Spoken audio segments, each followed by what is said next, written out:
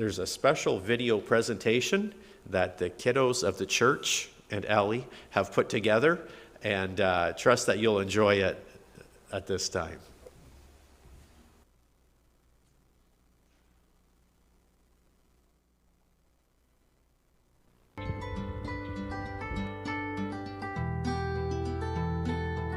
Welcome back to our channel. As many of you should know, 1 year ago was our NHBC News launch. As a very special presentation, we are going to give you the do's and don'ts of motherhood, brought to you by children. We hope you enjoy! You should always let your kids have candy. You should let your kids buy whatever they want. Let them play whatever they want. You should let your kids eat candy for breakfast. Let your kids have as many pets as they want. Let your kids be lazy all day. Let your kids wear whatever they want. Let your kids play video games whenever they want. You're joking the puddles. Always let your kids stay home alone if they want to. Let us stay up as long as we want. Never punish your kids. Don't make your kids take medicine when they're sick. Don't buy your kids healthy food. Never make your kids clean their room. Don't worry about the sick. They'll be fine. Don't make your kids brush their teeth. Don't let your kids go to bed when a hockey game's on. What is one word you would use to describe your mother? She's loving. She's very sweet. She's kind. My mom's silly. She's loving. She's kind. Happy Mother's Day!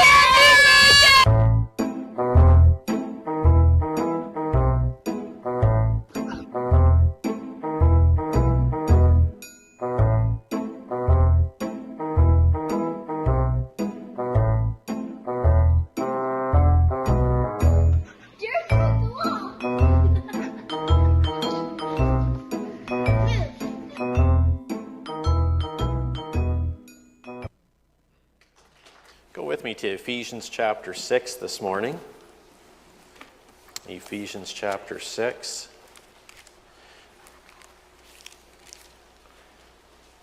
Were any of you mothers asked, what do you want for Mother's Day? Or maybe you asked that question to your mother, what do you want, Mom? We were looking this morning at what every mother wants for Mother's Day. You say, oh, Now you're saying this after I already got her gift. Well, you can still give her these things I'm going to mention this morning. Read some thoughts this week I thought some of you mothers would appreciate. Motherhood is a fairy tale in reverse. You start in a beautiful gown and end up cleaning everyone's messes. There's nothing quite like being told I'm wrong. This is from a mother's point of view. There's nothing quite like being told I'm wrong by someone who depends on me for food, clothing, and shelter. From a mother, I don't want to sleep like a baby. I want to sleep like my husband. And then, a toddler can do more in one unsupervised minute than most people can do in a day. How many of you would concur with that? Some stories I've heard just recently would certainly lend to that. As the family gathered for a big dinner together, the young son announced that he had just signed up at the Army recruiter's office. There were audible gasps around the table, then some laughter as his older brothers shared their disbelief that he could handle this new situation. Oh, come on, quit joking, snickered one. You didn't really do that, did you? You would never get through basic training, scoffed another.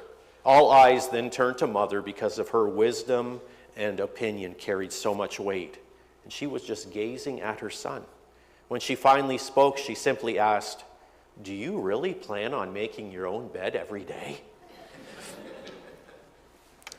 I don't know why I thought of my wife when I read that, but Mother's Day is not a biblically mandated event, okay? It's not something Scripture says, it's not like baptism or the Lord's Supper, something that we're to observe as a church.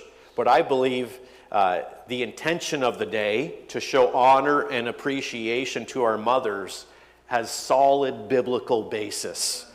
And in Ephesians chapter 6, verse 1, it says, "Children, obey your parents in the Lord, for this is right. Honor thy father and mother," which is the first commandment with promise, "that it may be well with thee, and thou mayest live long on the earth." And the reason that will be well with you and that you'll live long, that it'll extend your years, is that your parents won't kill you if you obey them. If you don't, there might be a chance. Just kidding. But honor, it's a commandment. It's not a suggestion. Remember, one of the top 10 commandments, the 5th commandment, after we deal with worshiping and honoring God as we should, the very next one is honor father and mother, number 5 in the list. What is honor? Any expression of respect or of high estimation by words or actions. And how you treat your parents really does matter to God.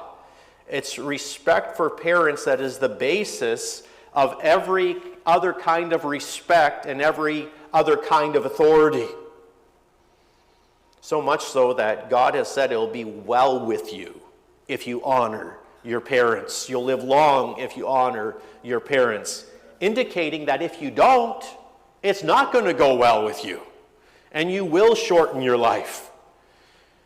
And there's several stern warnings that children who mistreat their parents and dishonor them by things they say and how they live their lives, that they will suffer great consequence.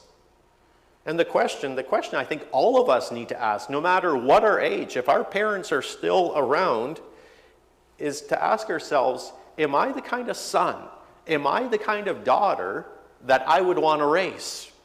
When my son is my age, do I want him to treat me the way I treat my dad, my mom? And you say, well, my parents, they really goofed up. They really made some huge mistakes. And you're not going to make any mistakes as a parent? So be as forgiving to your parents as you want your kids to be to you as you raise them. And the question is, how do you honor your mother? And I want to give you 7 things this morning. We're going to spend about 15, 20 minutes on each one. I'm just joking. If we show these, I mean, we say Happy Mother's Day. Obviously, the day can't be happy, right? So we want our mothers to be happy. And if we give her these things, I think we'll be well on the way to having a happy mother. The first thing, give her unconditional love.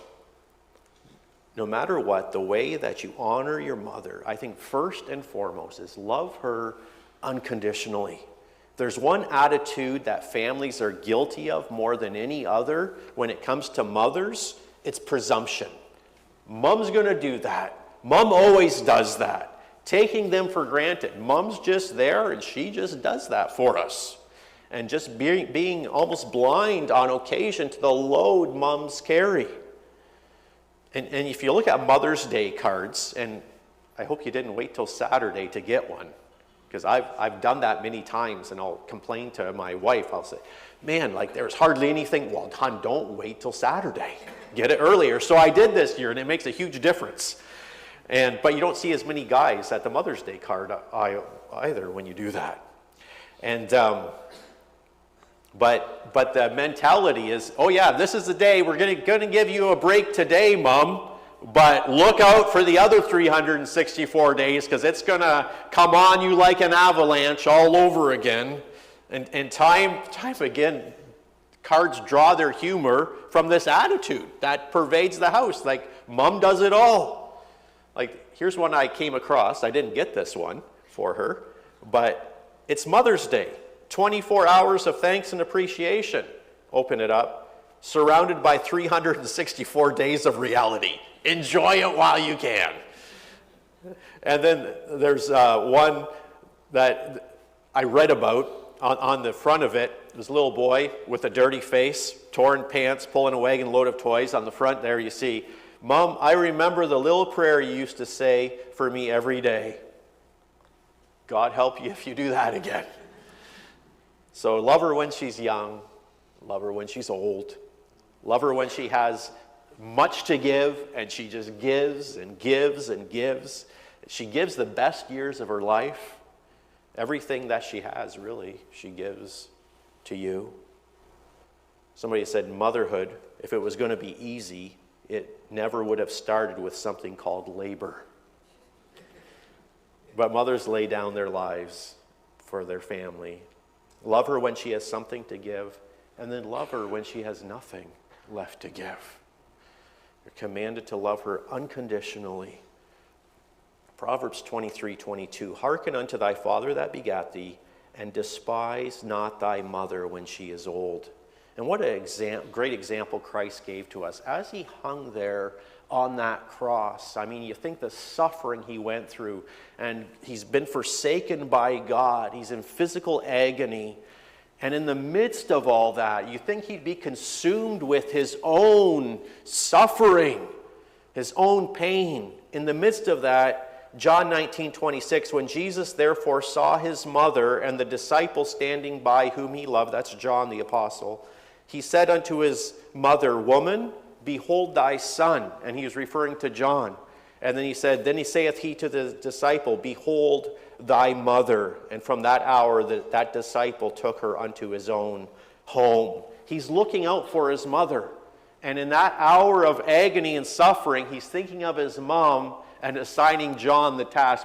John, you look after mom for me. Love is not a feeling. That's not something that we do. If we can work it into our schedule, love is backed by actions. Love is a commitment. It's a decision. Then we see also, second thing is give her your affection. There's a bumper sticker, I think it was more popular years ago, on cars, and it said, have you hugged your kids today? I think there needs to be one put on teenagers' doors and say, have you hugged your mom today?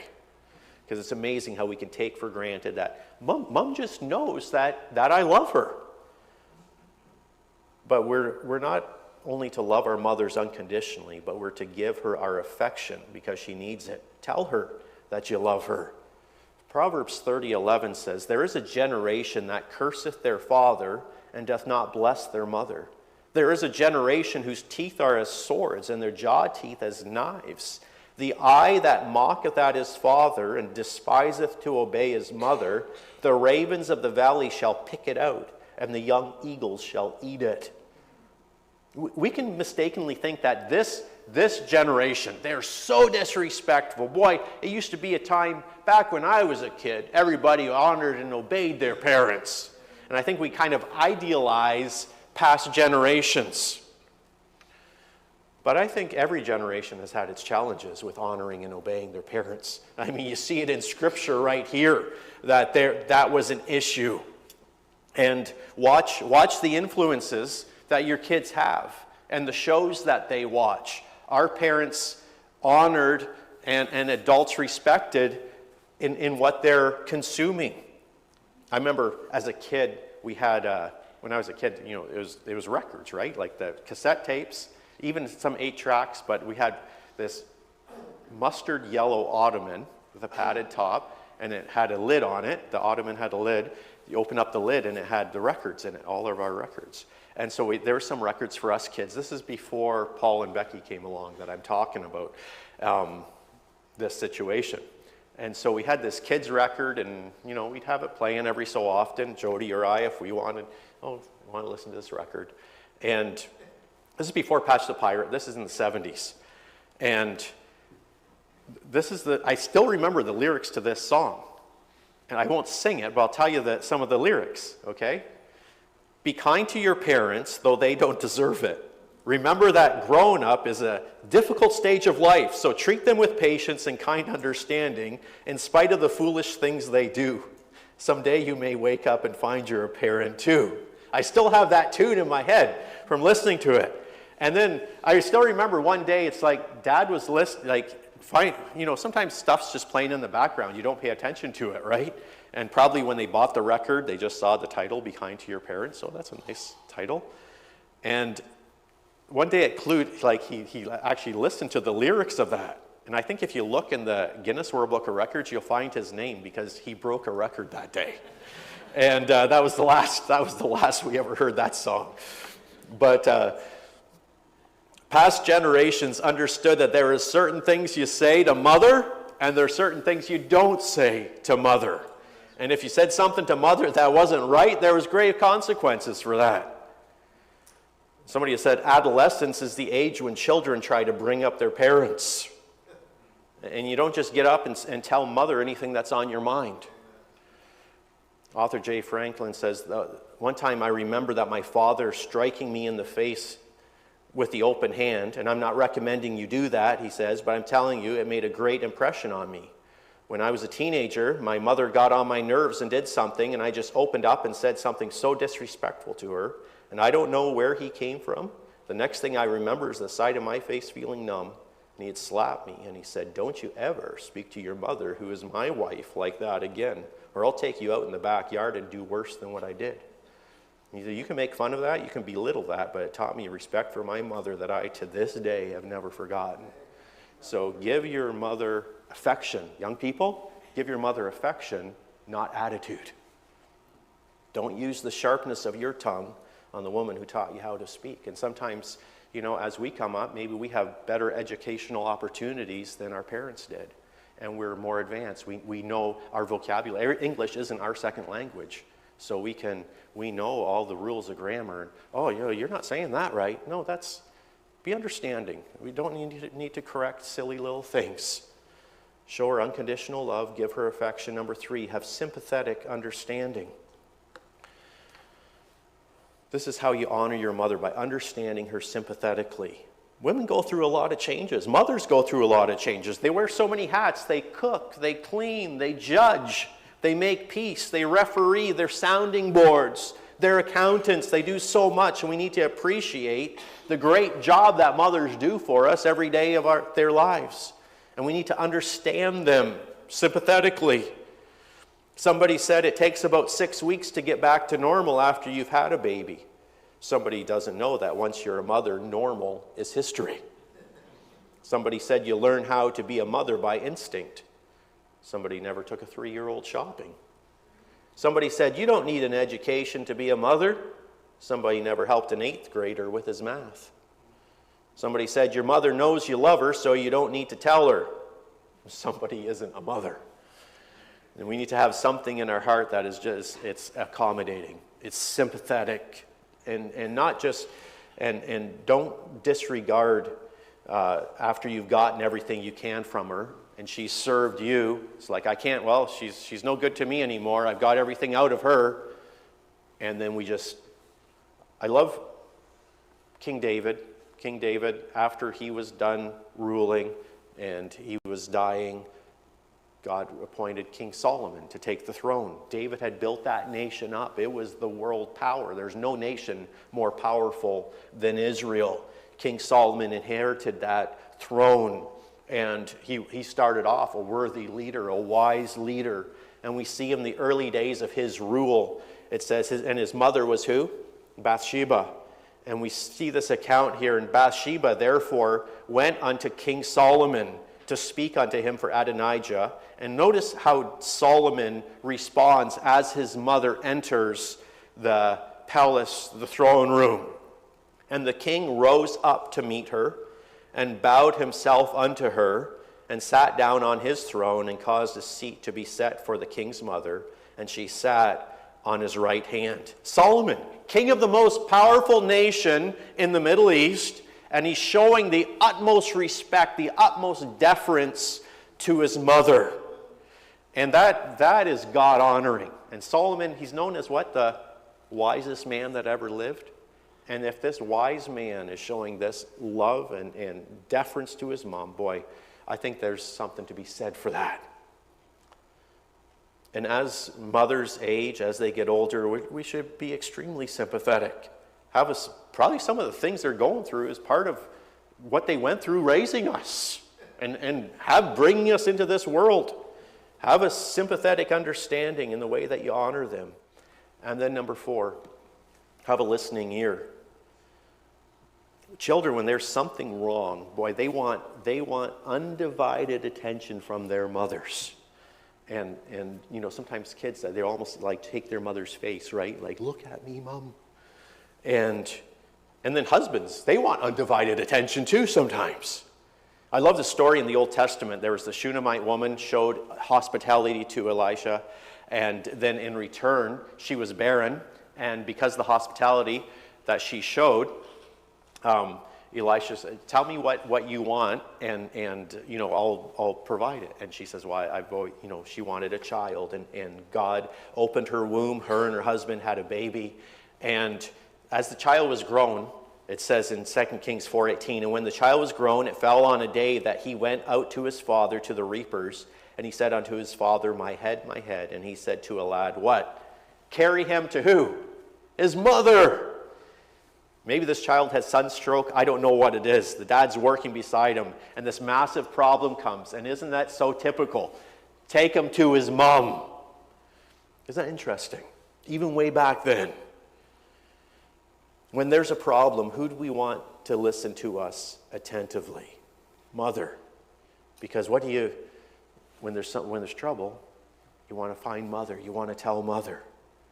And then sometimes it's like, don't want to tell dad. Dad's going to go all into MacGyver fix-it mode. Or he's going to say, it's no big deal. Just get over it. Someone can be bleeding to death. And he'll say, just wrap it in duct tape. It'll be all right. Don't worry about it. And sometimes kids, they just love opening up to mom. And sometimes, I know in our home, Jill will come to me with something that kids have shared with her over the years. It's like, why don't they tell me that? I don't know, hon. It's just the way it is. And so, but mother's so attentive. Mother's there. She's concerned about every detail. And in return, we're to honor our mother, listen to her attentively, and then be a cheerful helper. Be a cheerful helper. Mothers are the greatest helpers in the world. They do things that you could not pay money for people to do, I don't think. They wipe up things that nobody else would want to come near. I know when Ollie's over at our place, there's sometimes, something's not smelling quite right. And it's hand him to his mother. And so we'll get back together once your mom spends some quality time with you, buddy. They pick up things that no one else would touch. A teacher gave her class of second graders a lesson on the magnet and what it does. And the next day was a test, and she included this question. My full name has 6 letters. The first one is M. I pick up things. What am I? When the test papers were turned in, the teacher was astonished to find almost half the class answered with the question with the word mother. I pick up things. But mothers are amazing. And don't act like she's a bother when she needs something. Don't act like it's an inconvenience. When we give to God, we aren't to do it. The Bible says when we give to God, we're not to do it grudgingly or of necessity. We're not to be like, oh man, there's the offering plate again. Do I have to give again? No. The Bible says God loves a what kind of giver? Cheerful giver. I think mothers love those too. And for some kids, the whining and the moaning and doing a simple household chore, you think they're getting their wisdom teeth extracted without any anesthetic. Be a cheerful helper this year, kids. That's better than any Mother's Day gift that you can find in the store. Just show up and help out. Don't have to be told. Don't whine. Just do it. And mom will be like, oh man, that's wonderful. Unconditionally love her, give her your affection, show sympathetic understanding, be an attentive listener and a cheerful helper. They try so hard to do everything for everybody. We need to help our mothers. Give them a hand with all that they do. And when you do it, don't act like you should be getting the Medal of Honor because you've done it. They took care of you all your life. This is just a little way to honor them in return. And then thoughtfully remember her. Little things mean a lot to mom. Just a call. What are you doing? How are you? What's going on? You going shopping? We're going shopping. You want to come with us? We've got this thing going on. You want to come? You want to join us? Call from the grandkids to grandmother. We live in a day of wonderful technology. Aren't you glad for FaceTime? And I remember when a long distance call, when we used to we went through, many of you know Jill's family went through a tragedy with losing her dad when she was just in her 20s. And so she would call her mom, and our phone bill for a while there was well over $100 a month. And like that was the best plan we could get back when Bell had the monopoly. And now, man, you can communicate free of charge, FaceTime. Like, we used to think that was just something on the Jetsons. That was something only rich people would ever be able to do, maybe. But now we can do that. Take advantage of that. If she lives a distance away, and she gave you the best years of her life, and the way that you can honor her is by gratefully remembering her, giving those phone calls, those invitations. Don't let her forget how much she loved you, how much training she put into you, how excellently she cared for you. And remember her in that way. And then remind her as well that she's constantly needed. You know, I think moms sometimes, as the kids grow up, leave the house, they can feel like they're no longer needed. You know, when I'm sitting in my living room, I've got my chair in the living room. Lately, I've loved watching the Nature Channel. I can watch the Nature Channel without a subscription and without a TV from my living room chair. And this is a view of the Nature Channel. And we watched Mrs. Robin build a nest. Other years, I've blocked the area, haven't let her in there. I don't want the mess. But this, I think I'm getting soft in my old age. And I let her go ahead and do it. And I don't know if it's the same robin that's been trying for years, but there's always one. It's always the same spot on the deck. And so this year, she built her nest, laid her 4 eggs in there, and then Ellie kind of kept an eye on it. And then we were at Costco the one time, and Ellie sent a picture. The one egg was hatched. The other one had a little hole in it, and you could see, she had video going, and you could see like a little bit of movement in that hole, and then all 4 hatched. And boy, the kids are growing so fast. And it's amazing. At first, they're just laying there, and now, boy, she flies in there, and she goes out and gets groceries, and they depend on her, though, 100%. Without Mom, they're getting nothing. And when she flies in, their heads go up, and it looks like they're singing for their supper. Maybe there are worms, worms, worms. And but you know what? Another probably week and a half, and she's going to be an empty nester. And there's nothing that the enemy would love more than to tell a mom as she moves into her golden years. And maybe the husband's passed away, the dad's passed away. And the enemy would love to whisper, you know, you're not necessary anymore. Your life, your usefulness, your useful days are done. Nobody has time for you. You're just a hindrance. You're an inconvenience. You know, I think some of the greatest Bible heroes have went through a time of discouragement in their later years. Elijah requested that he would die. He says, my life, it's better that you just take me, God. That's a lie. And we need to constantly remind our mothers how much they mean to us, how much they're needed. And when she can't work anymore, she's still needed because she can pray. You know, it thrills a mother when you call and ask for a recipe. And it's never going to taste as good as what she can make it because she doesn't really know the recipe. She's just picking stuff up and throwing it in. And it thrills her, though, that you asked for it, that you think enough of her to ask her. I remember when Jill wanted to learn how to make buns, like those German buns. And, I mean, you can write it out on paper, but Mom said, come over. And then they made them together. And I'd say she makes a pretty good carbon copy of what Mom makes. But and other people have asked Jill now, and it's like, I can write it on paper, but there's something you got to be there, right?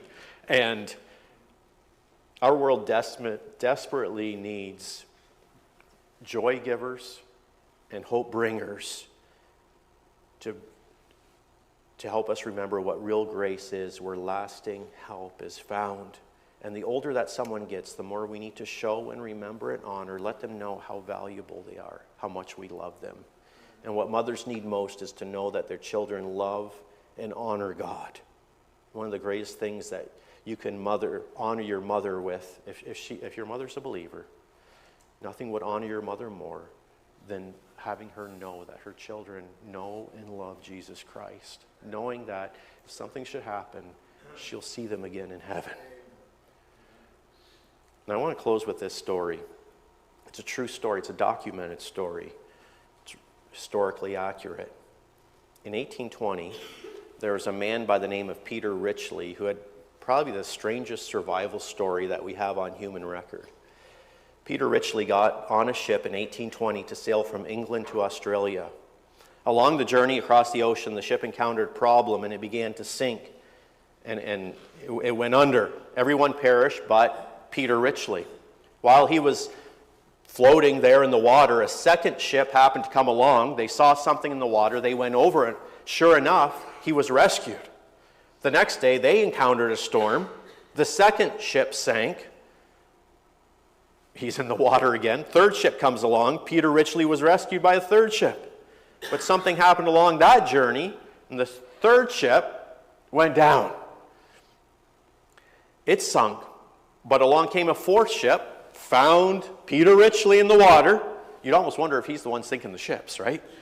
But he wasn't. Freak thing. Fourth ship hauled him out of the water, rescued him again. But while they're on their journey to Australia, this fourth ship sinks, and the fifth ship comes along, hauls him out of the water. But guess what happened to the fifth ship? It sinks as well. Or the fifth ship sinks. The sixth ship comes along. It's called the City of Leeds. That's the name of the ship. The crew pulls him out of the water, gave him warm clothes, fed him a meal, and he tells them this unbelievable story, these 5 ships that have sunk, and he's been rescued. And as time goes on, he's finally coming to the close of that trip. They're a few days from the harbor in Sydney, Australia. Their captain came to him and he said, "Sir, would you do a favor for us?" And he says, "You saved my life. You pulled me out of the water. I'll do anything you ask." He said, "When we started this journey many weeks ago, there was an old mother, an old woman who won the hearts of the crew. She loved every one of us. She knew every man on the crew." It wasn't a passenger ship. It was just the crew on the boat. And she had a ticket going to Australia, but she became ill about a week ago, and she's feverish, and she's sick, she's dying, and she's down to nothing. She hasn't eaten anything. She's burning up with fever, and we think she's so frail she won't even last until we make it to Australia. Would you, because the whole time that she's been ill and sick and delirious, out of her mind with fever, she's been praying, oh God, I beg you, let me see my son one more time. Just let me live to see my son, I beg you. And he said she goes in and out of basically a coma.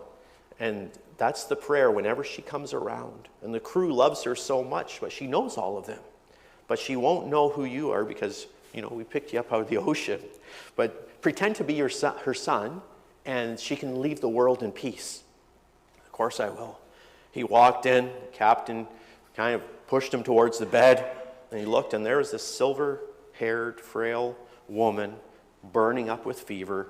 It's obvious she was at the point of death, but under her breath she was praying, oh God, please let me see my son one more time. And suddenly, when Peter Richley looked into the face of that woman, he broke and began to weep because it was his mother, Sarah Richley, who had not seen him in 10 years. And she had made a decision to somehow go see her son one more time. And I believe the only reason 5 ships sinking couldn't take him down, the storm couldn't destroy him. Don't ever underestimate the power of a praying mother. It'll get you through any storm. It'll get you through any crises. It'll get your family through any kind of storm they're going through. Power of a praying mom. We should never underestimate that power. And when she can't work anymore, when she can't give anymore, when she can't serve anymore, when she can't do things for you anymore, she can pray. Ladies, you can pray. And I'm going to tell you there's power in the prayers of a praying mother.